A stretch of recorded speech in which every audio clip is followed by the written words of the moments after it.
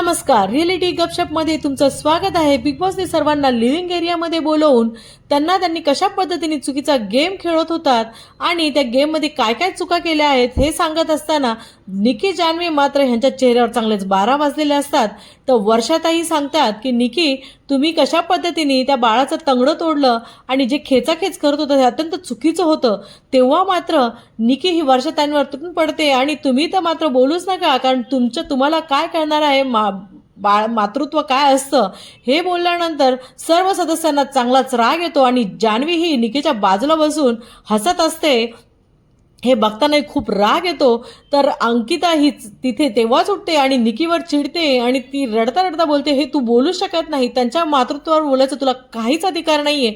पण वर्षाताई मात्र एकदम गप्प बसलेले असतात आणि तिला एकच शब्द बोलतात की निकी, तोंडातनं निघालेला हा शब्द आणि बाण हा कधीच पुन्हा परत घेता येत नाही आणि त्या गप्प बसतात।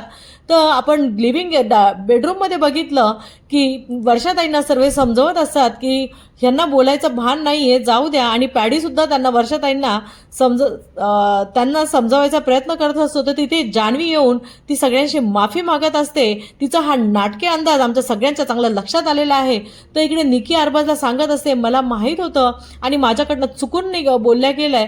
आणि ते पॅडी सुद्धा वर्षाताईंना सांगत असतात की ह्यांना गेममध्ये एवढं सुद्धा माहीत नाही कोणाला काय बोलावं। आज एवढ्या वर्ष झाले करिअरमध्ये तुम्ही आहात ह्या क्षेत्रामध्ये, पण अजूनपर्यंत तुमच्यावर कोणी बोट उचलू शकत नाही आणि ह्या कालच्या मुली कशा पद्धतीने बोलत आहे हे मात्र कोणालाच पटलेलं नसतं।